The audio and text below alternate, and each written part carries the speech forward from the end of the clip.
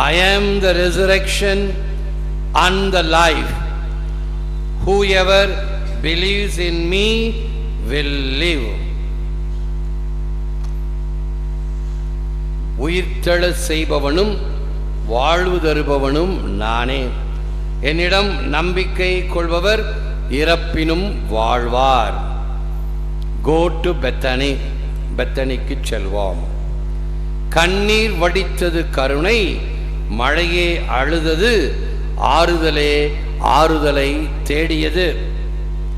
என்னிடம் தன்னை தந்த லாசர் என்னில் வாழ்கிறான்.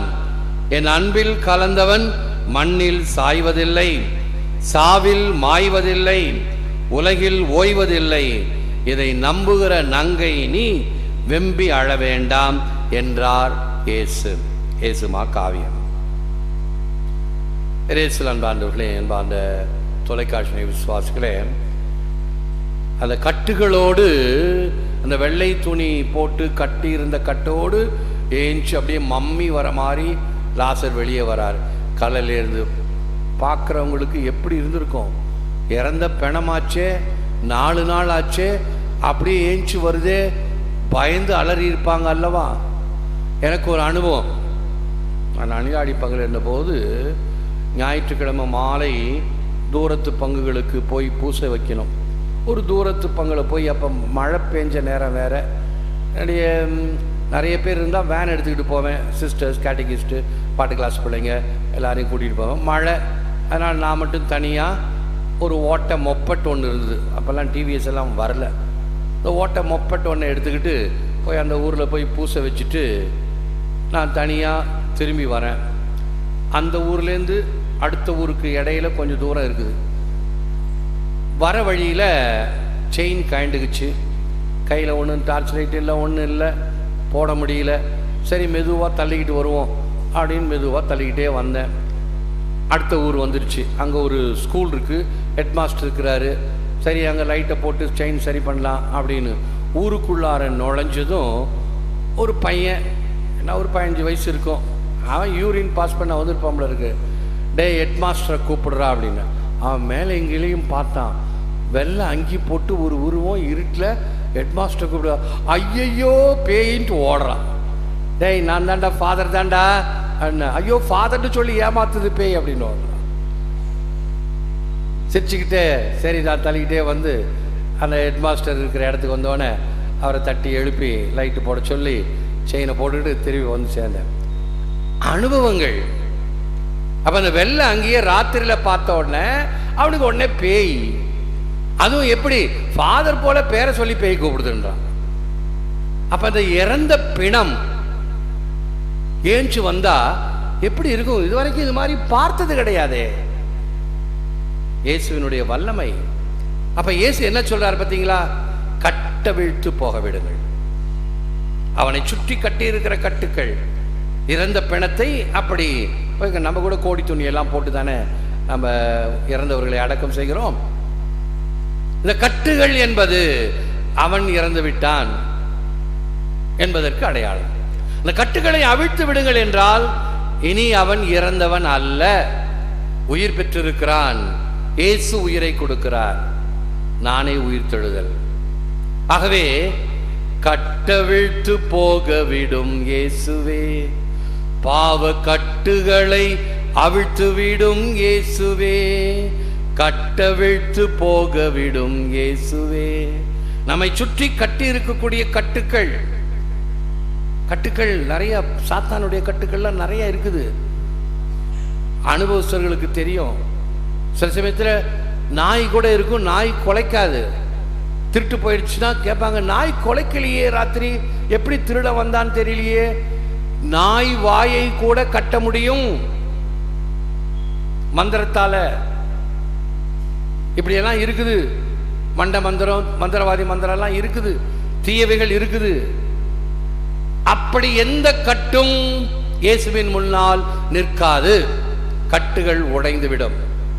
நேற்று மாலை திருப்பலியில் சொன்னேன், தி கலிவர் அண்ட் ஹிஸ் டிராவல்ஸ் என்ற ஒரு நான் டீடைல் கதை புஸ்தகம் இருக்குது. கலிவர் என்பவன் ஒரு பெரிய மனுஷன். நம்ம சைஸ்லேயே XXL போடுறவன்னு வச்சுக்கோ, அவ்வளோ பெரிய மனுஷன். அவன் இந்த லில்லிபுட்டன்ஸ் என்று இருக்கிற ஒரு தீவில் போய் மாட்டிக்கிறான். அப்படியே கடந்து கடலில் நீச்சிட்டு வந்து அப்படியே தூங்கிட்டு இருப்பான். அவனு மாபெரும் மனுஷனை பார்த்தோன்னே அந்த லில்லிபுட்டன்ஸ் எல்லாம் ஐயோ ஏதோ ஒரு பூதம் வந்திருக்குது அப்படின்னு சொல்லி நம்ம தைக்கிறமே அந்த மாதிரி நூலில் அவனை கட்டுறாங்க. கை கால் எல்லாத்தையும் கட்டி போடுறாங்க. கட்டி போட்டால் அவனை கட்டி போட்ட மாதிரி ஆயிடும் அப்படின்னு அவங்க நினச்சாங்க. தூக்கம் கலைஞ்சு அவன் ஒரு பெறறான். இந்த நூலெல்லாம் ஏமாத்துறான். எல்லாம் பட்டு பட்டு பட்டுன்னு வந்துது. ஐயோ நம்ம கட்டி போட்டிருந்த நூலெல்லாம் உடைச்சிட்டாரேன்னு ஓடுறாங்க. ஒரு அருமையான ஒரு நான் டீட்டெயில் ஸ்டோரி. இப்போல்லாம் பிள்ளைங்களுக்கு ஸ்கூல்லையோ காலேஜ்லேயோ இருக்கான்னு தெரியல. கலிவர் அண்ட் ஹிஸ் டிராவல்ஸ் அப்படின்னு ஒரு புத்தகம். அவனுடைய வல்லமையினால் அதை அறுக்க முடிந்தது. எப்படிப்பட்ட கட்டாக இருந்தாலும் இயேசு அவிழ்க்கக்கூடியவர், கட்டை உடைக்கக்கூடியவர்.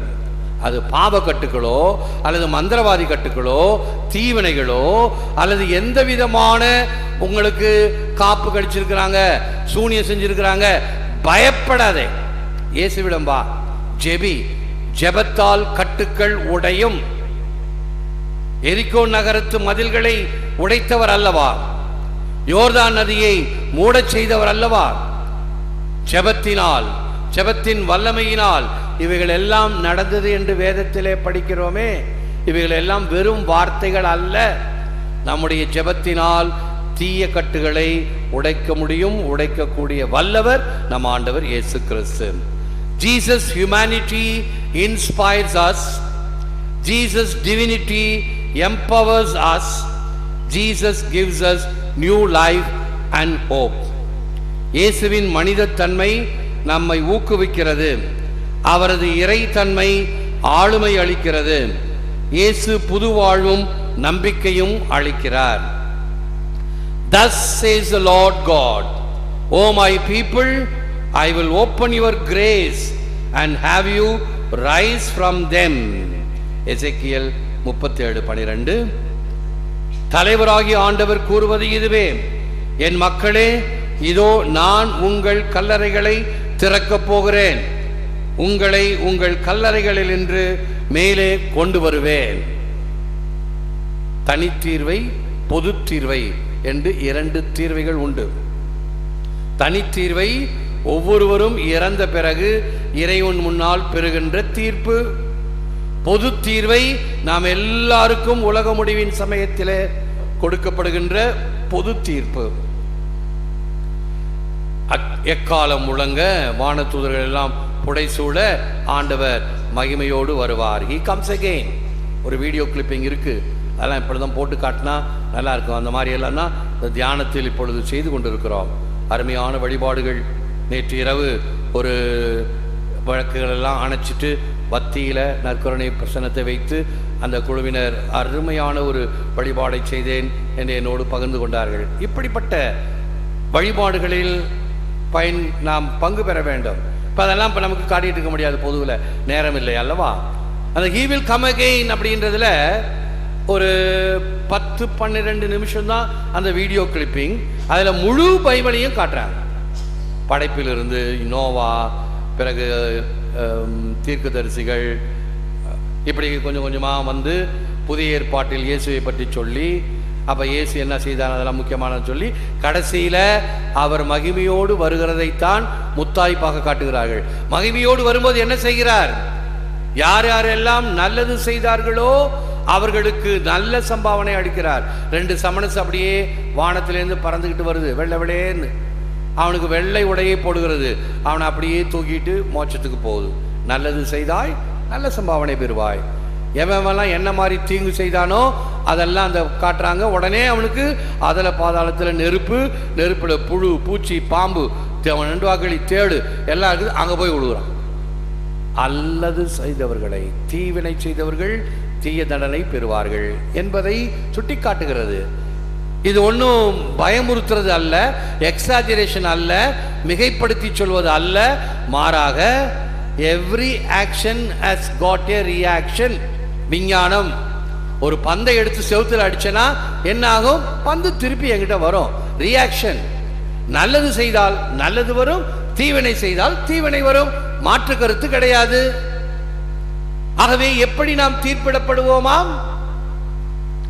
மானிடர் வினையெல்லாம் எழுதி வைத்துள்ள நூலொன்று அங்கே திறந்து வைத்திடுவர், மாந்தரும் அதனால் தீர்ப்படைந்திடுவர். நம்ம செய்கிற செயல்கள் எல்லாம் எழுதி வைத்திருக்கிற ஒரு கோல்டன் புக், ஒரு புத்தகம் அங்கே இருக்கிறது.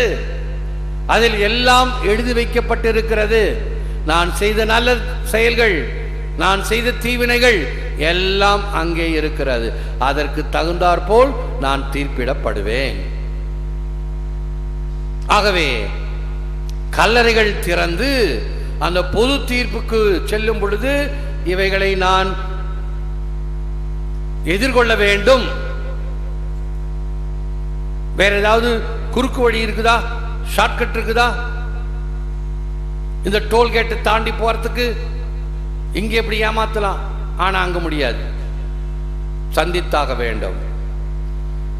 If the spirit of him who raised Jesus from the dead dwells in you, he will give life to your mortal bodies. ரோமையருக்கு எழுதிய திருமுகம் 8ஆம் அதிகாரம் 11ஆம் வசனம். இறந்த இயேசுவை உயிர்த்தெழச் செய்தவரின் ஆவி உங்களில் குடிகொண்டிருந்தால் சாவுக்குரிய உங்கள் உடல்களையும் உயிர் பெறச் செய்வார். இந்த உடல் அழிந்துவிடும், மக்கிவிடும், மண்ணாக போய்விடும், புழுத்து போய்விடும், ஆன்மா அழியாது. ஆகவேதான் நம்ம எப்படி அடக்கம் செய்கிறோம் என்பது அல்ல. அடக்கத்தை கௌரவமாக செய்கிறோம், மரியாதையாக செய்கிறோம், பக்தியாக செய்கிறோம், சரிதான். ஆக்சிடென்ட்டில் ராத்திரி ஹைவேஸில் யாராவது அடிபட்டாங்கன்னு வச்சுக்குங்க, என்ன ஆகும் தெரியுமா? போகிற பஸ்ஸு லாரி எல்லாம் மேலே ஏறி ஏறி கூட போயிடும், எலும்பு கூட கிடைக்காது. அப்ப என்ன ஆகும்? அந்த உடம்பு உயிர் தெழும்போது எப்படி இருக்கும்? கூட எல்லாம் ஒன்னா சேர்ந்துருமா? அழிந்து போகின்ற உடல்கள், ஆனால் அழியாத ஆன்மா அங்கே போய் நிற்கும் ஆண்டவர் முன்னால். நீ ஆக்சிடென்ட்ல செத்தாலும் சரி, அல்ல இயற்கையான மரணம் எதினாலும் சரி, ஆண்டவர் முன்னால் நம் ஆன்மாக்கள் நிற்கும். உயிர்த்தெழச் செய்பவர் அவர்தான். All things pleases but for a moment, all things troubles but for a moment, that only is important which is eternal. அனைத்தும் ஒரு நொடியே மகிழ்விக்கும், அனைத்தும் ஒரு நொடியே தொல்லை கொடுக்கும். எது நித்தியமோ அதுவே முக்கியம். எது நித்தியம், எது நித்திய வாழ்வு, நிலை வாழ்வு எது, அதை நான் தேர்ந்தெடுத்து கொண்டிருக்கிறேனா? அதற்கு முக்கியத்துவம் கொடுக்கிறேனா? முதலிடம் கொடுக்கிறேனா? நன்றாக பாருங்கள் அன்பார்ந்த மக்களே, அன்பார்ந்த பிள்ளைகளே. பல சமயங்களில் நாம் கொடுப்பது இல்லை. 10th ஸ்டாண்டர்ட் பூசைக்கு கூட வரமாட்டாங்க, 12th ஸ்டாண்டர்ட் ஞாயிற்றுக்கிழமை பூசைக்கு கூட வரமாட்டாங்க. ஏன்னா பரீட்சை, டியூஷன், கடவுளுக்கு நேரத்தை கொடுக்க முடியாது. எது முக்கியம்? முக்கியம்னு நீ உணரல, ஆகவே தான் வர முடியாது. முக்கியம்னு தெரிஞ்சா சரி. பரீட்சை நேரத்தில் சாப்பிடாம இருக்கிறியா? பரீட்சை நேரத்தில் கழிப்பிடம் போகாம இருக்கிறியா? போய்த்தானே ஆகணும், இல்லை நாரி போயிடும், இல்லை உடம்பு கெட்டு போயிடும். அதெல்லாம் செஞ்சுதான் ஆகணும். அதே போலதான் ஆண்டவருக்குரிய நேரத்தை கொடுத்தாக வேண்டும். எங்க சாவி சுற்றி இருக்கு தெரியுமா? பெற்றோர்கிட்ட போகணும். முதல்ல கோவில், முதலில் கடவுள், அப்புறம் தான் அடுத்தது. சொல்லி பாருங்க, மிஞ்சி நடக்குமா? நடக்காது. பெற்றோர் தான் முக்கியம். நீ சொன்னா கண்டிப்பா பிள்ளை நடக்கும். அது சொல்றதை கேட்டுக்கிட்டு நீயும் தலையாட்டிட்டு இருப்பியா? நம்ம பங்கல மட்டும் எல்லா பங்களையும் அப்படித்தான். எதற்கு முக்கியத்துவம் கொடுக்க வேண்டும் என்பது தெரியவில்லை. ஆனால் பெற்றோர்கள் இருக்கிறார்கள், நல்ல பெற்றோர்களும் இருக்கிறார்கள். நெய்வேலி பங்கல நான் பங்கு தந்தையா இருந்த பொழுது 2 அனுபவம். ஒரு அனுபவம் என்ன, வீடு சந்திக்க போறேன், அம்மா இருக்குது, ஐயா வேலைக்கு போயிட்டாரு, பிள்ளைங்களாம் ஸ்கூலுக்கு போயிடுச்சு, அம்மா மட்டும்தான் இருக்குது. ஒரு 10:30 மணிக்கு போனேன், தூங்கி வழிஞ்சிக்கிட்டு வந்து கதை திறக்குது. என்ன ஃபாதர், மா வீடு சந்திக்க வந்திருக்கிறேன். ஒரே தூக்க கலக்கமாக இருக்குது. என்னம்மா பகல் நேரத்தில் தூங்கிட்டு இருக்கிற? காலையில் 3:30 மணிக்கு எழுந்திருக்கிறேன் ஃபாதர். ஏன் 3:30 மணிக்கு ஏஞ்சி இந்த பிள்ளைங்களுக்கு காலை உணவு, மதிய உணவு எல்லாம் தயார் பண்ணி கொடுத்து 5 மணிக்கு என் பிள்ளை டியூஷன் வாத்தியார் வீட்டில் இருக்கணும். 6 மணி பூசைக்கு நமக்கு வர்றது கஷ்டம். ஆனால் டியூஷனுக்கு 5 மணிக்கெல்லாம் போய் டியூஷன் வாத்தியார் வீட்டில் இருக்கணும்னா எத்தனை மணிக்கு ஏஞ்சி கிளம்பி அது தயாராகணும்? முடியுது இல்லை? சரி, தப்பு ஒன்று சொல்ல, ரைட், படிக்கணும் தான், பாஸ் ஆகணும் தான், தேவைதான், தேவையில்லைன்னு சொல்லல. அதனால இப்போ கொஞ்சம் அசந்து தூங்கிட்டு இருந்தேன். ஏமா ஞாயிற்றுக்கிழமை பூசையில் உன் பிள்ளைய பார்க்கறது இல்லையே, பூசைக்கே வரல, அப்புறம் எங்கே மறைக்கல்விக்கு வரப்போகுது? ஃபாதர் இந்த பரீட்சையை முடிச்சிட்டும் ஃபாதர், அப்புறம் அனுப்பி வைக்கிறேன் ஃபாதர். சரி, அடுத்த வருஷம் போகிறேன். பிள்ளை ஸ்கூலுக்கு போகல, வீட்டில் இருக்குது பிள்ளையும் அம்மாவும். ஏன் +1 சேரலையா? 2 சப்ஜெக்ட்ஸில் பிடிச்சி. அப்படிதான் போவோம். கடவுளுக்கு நீ இடம் கொடுக்கலன்னா கண்டிப்பாக வேற எங்கேயாவது வாங்கிடும். 1 வருஷம் வேஸ்ட் ஆச்சா? பாஸ் ஆகலையா? தோல்வி அடைந்தாயா? கடவுளுக்குரியதை கொடு. உன்னுடைய உழைப்போடு சேர்ந்து ஆசீர்வாதத்தையும் கொடுப்பார். முயற்சி பார், பிள்ளைங்களுக்கு அனுபவித்து பாருங்கள், அதுதான் அனுபவம். இன்னொன்று சொன்னேன், என்ன, இன்னொரு வீடை சந்திச்சேன். அங்கே வரவேற்பறையில் உட்கார்ந்து இருக்கிறேன். உடனே நம்ம மக்கள் தான் ஐயோ பாசத்தால் அப்படியே பொங்கி ஒழிவாங்களே, ஓடி போய் அவசர அவசரமாக ஒரு காஃபி போட்டுக்கிட்டு கொண்டாந்து கொடுத்தாங்க. காஃபி குடிச்சுக்கிட்டே பேசிகிட்டு இருக்கிறேன். அங்கே டிவி வைக்கிற இடத்துல டிவியை காணோம். எங்கம்மா அங்கே டிவியை காணோம்? டிவியை நாங்கள் விற்றுட்டோம் ஃபாதர். ஏன் விற்றுட்டீங்க? ரிப்பேர் ஆகிடுச்சா இல்லை வேறு வாங்க போகிறீங்களா? இல்லை ஃபாதர், வாங்க போகிறது இல்லை. ஏன்? எங்ககிட்ட 2.5 வயசு தான் இருக்குது. என் பையன் காலங்காத்தால் ஏஞ்சோன்னே வந்து சோஃபாவில் உட்காந்துட்டு ரிமோட்டை போட்டு ரஜினி படம் வேணும், எந்த சேனலில் வருதோ அதை போட்டுட்டு பார்க்கணுன்னு அடம் பிடிக்கிறான். நாங்கள் என்னவோ சொல்லி பார்க்குறோம், அடங்க மாட்டேங்கிறான், கத்துறான், அடம் பிடிக்கிறான். சரி, டிவி இருக்கிறதுனால தானே நீ அடம் பிடிக்கிற, டிவியை வித்துரு. டிவி இல்லை, இப்போ என்ன செய்வ? காலையில் டிவி பார்ப்பது என்பது it is not a priority. கற்றுக் கொடுத்தாங்களே அந்த பெற்றோர், அதற்காக தங்களுடைய அந்த சுகதுக்கங்களை இழக்கிறார்கள். நாங்கள் டிவி பார்க்காவிட்டா கூட பரவாயில்ல, என் பிள்ளைக்கு நல்ல கருத்தை கொடுக்க வேண்டும், காலையில் டிவி பார்க்க கூடாது. நம்ம பிள்ளைங்களுக்கு சொல்லிக் கொடுப்போமா? சொல்லிக் கொடுக்குறோமா அந்த மாதிரி விழுமியங்களை?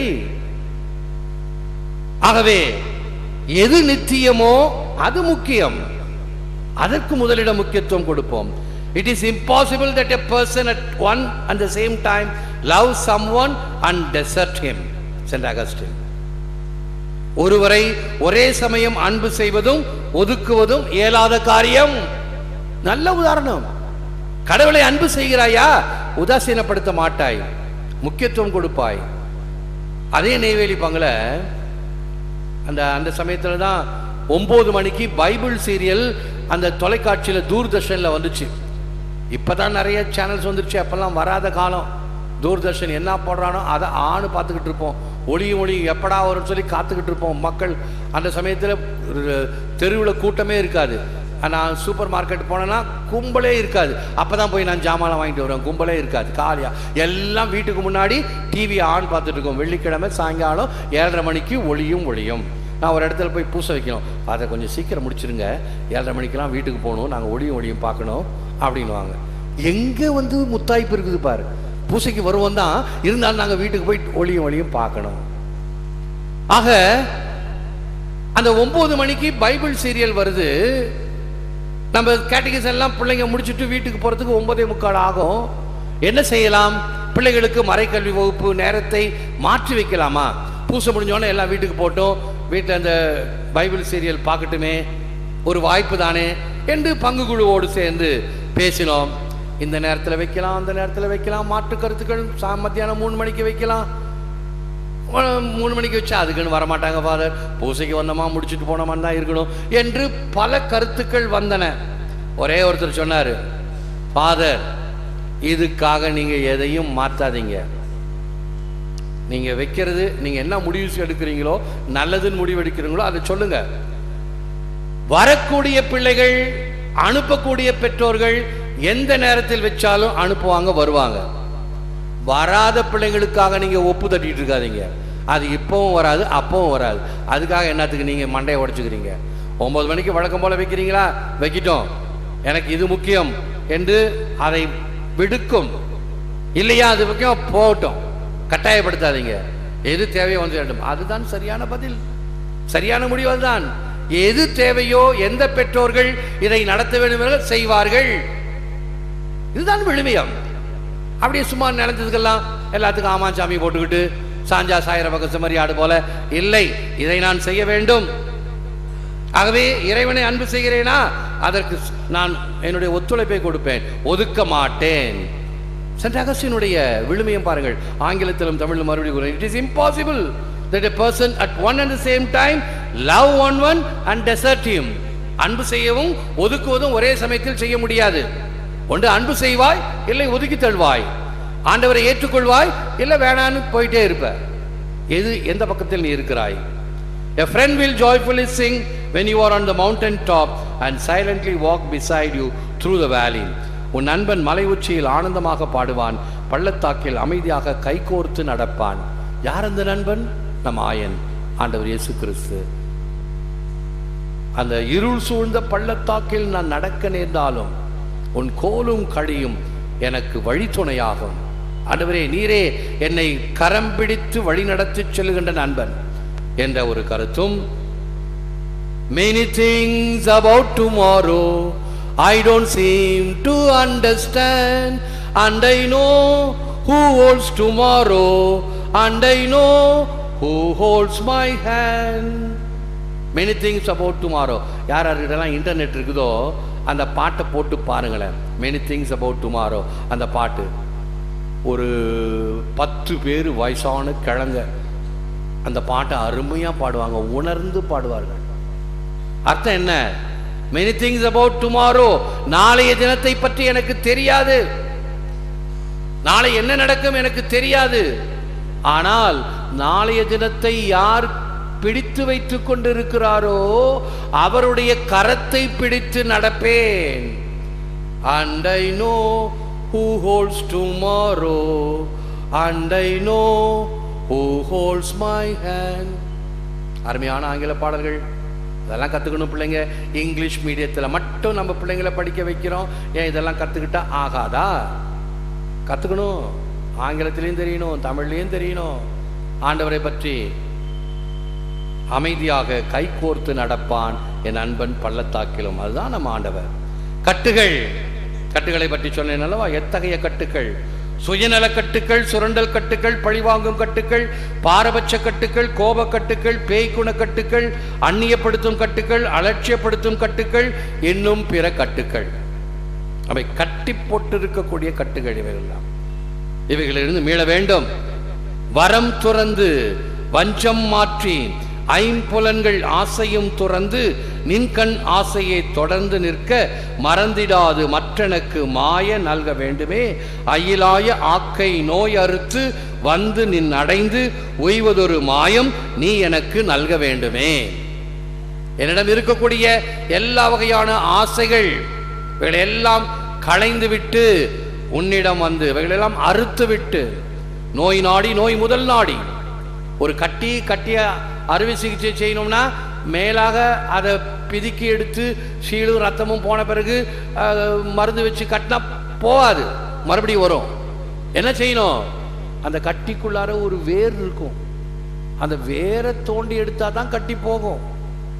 அதுபோல தீமையினுடைய வேரை அறுத்து அந்த தீமையை ஒழிக்கச் செய்து உன்னை வந்து அடைவதற்கு நீர் எனக்கு அருள் தருவாய், நீ எனக்கு நல்க வேண்டும். இயேசுவிலே தான் மீட்பு உண்டு, தேடும் வானக வாழ்வு உண்டு. இந்த அருமையான பாடல்களை எல்லாம் திருவழிபாட்டில் பாடுகிறோம் அல்லவா?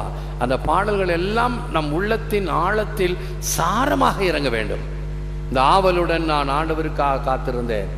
நான் இளம் குருமடத்தில் இருக்கும்போது வெளிவந்த பாட்டு. எப்ப? 68, 69. எவ்வளோ வருஷம் ஆச்சு. ஆவலுடன் நான் ஆண்டவர்க்காக காத்திருந்தேன், அவரும் என்னை கனிவாக கண்ணோக்கினார். அருமையான பாட்டு, உணர்ந்து பாடுங்க. உருக வேண்டும், உள்ள உருக வேண்டும். சும்மா காட்டுக்கூச்சல் அல்ல, ஏனோ தானோ ஏதோ ஒன்று பாடுறாங்க பாட்டு கிளாஸ்னு இல்லை. ஒவ்வொரு பாட்டும் உணர்ந்து பாடுங்கள். வழிபாடு எவ்வளவு உன்னதமாக இருப்பது என்பதை நீங்கள் உணர்வீர்கள். திண்ணமாக இறந்துவிட்ட இப்பூமிக்கு எந்த இறைவன் உயிரூட்டினாரோ அந்த இறைவன் இறந்தவர்களுக்கும் உயிரூட்டக்கூடியவர் ஆவார். திண்ணமாக அவர் ஒவ்வொன்றின் மீதும் ஆற்றல் கொண்டவர் ஆவார். திருக்குரான்.